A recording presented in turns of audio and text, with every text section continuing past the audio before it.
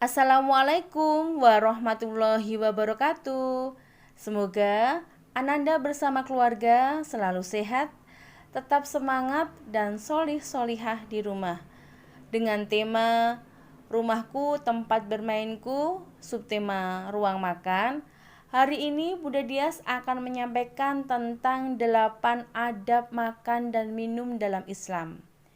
Adab makan dan minum dalam Islam sudah diatur sedemikian rupa, dan sebagai muslim yang taat, hendaknya untuk selalu mengikuti berbagai perintah dan ajaran yang ada di dalam Al-Quran. Berbagai tuntunan tersebut juga telah dicontohkan oleh Nabi Muhammad SAW, mulai dari adab berpakaian, adab bertamu, hingga adab makan dan minum dalam Islam juga telah dicontohkan sedemikian rupa. Padahal, jika dipahami lebih dalam, adab makan dan minum dalam Islam sendiri memiliki nilai baik dari segi kesehatan dan lain sebagainya. 8 adab makan dan minum dalam Islam beserta penjelasan lengkapnya. Yuk kita simak. 1. Konsumsi hidangan yang halal. Selalu usahakan dan pastikan jika makanan atau minuman yang akan dikonsumsi merupakan hidangan yang halal. Allah Subhanahu wa Ta'ala sangat melarang umat Muslim mengkonsumsi sesuatu yang haram, karena akan sangat banyak sekali kerugian yang didapatkan.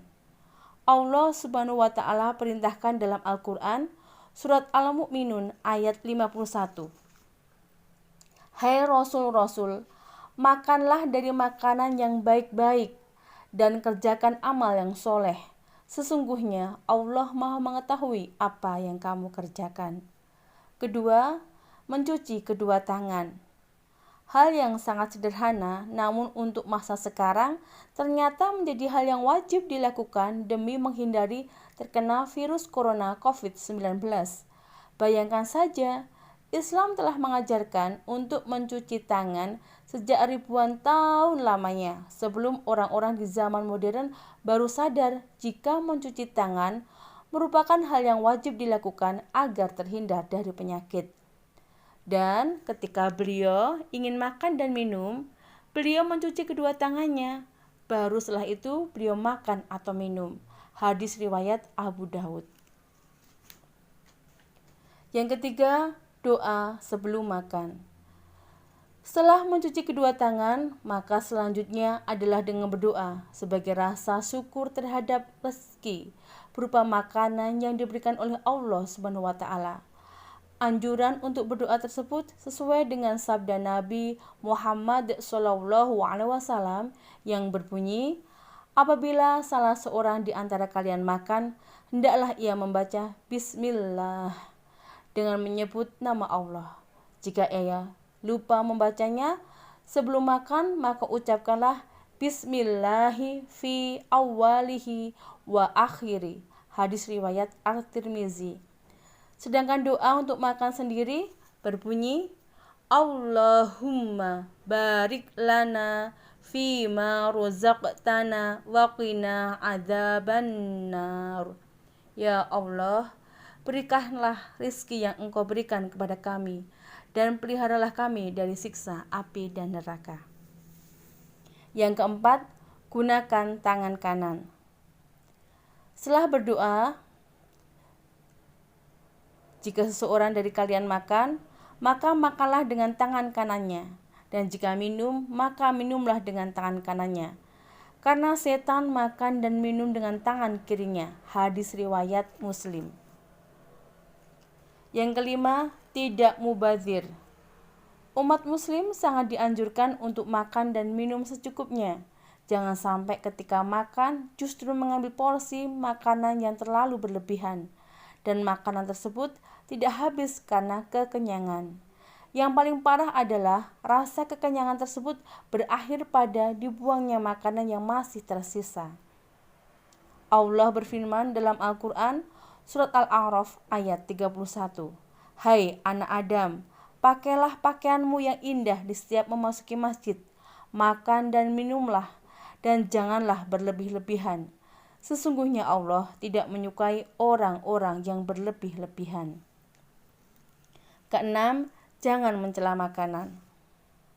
Rasulullah SAW tidak pernah mencela makanan sama sekali. Apabila beliau menyukainya, maka beliau memakannya. Dan apabila beliau tidak suka terhadapnya, maka beliau meninggalkannya. Hadis riwayat Muslim.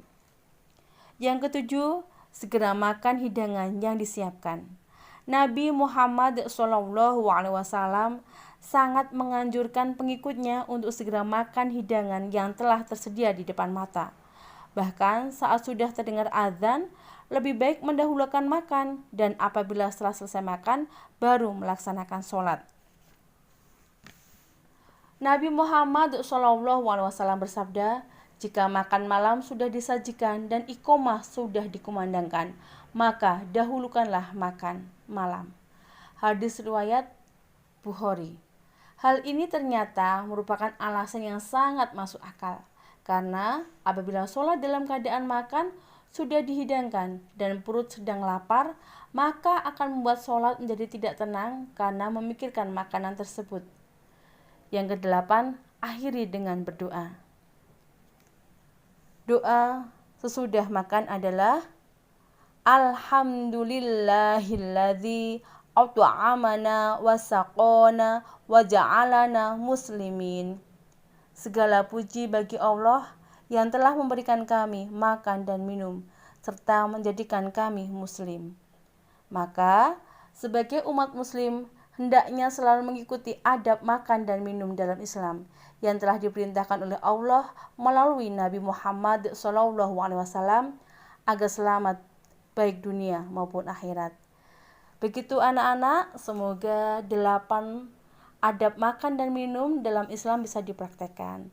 Senantiasa menjaga kesehatan, solih dan solihah, dan tetap bersemangat. Assalamualaikum warahmatullahi wabarakatuh.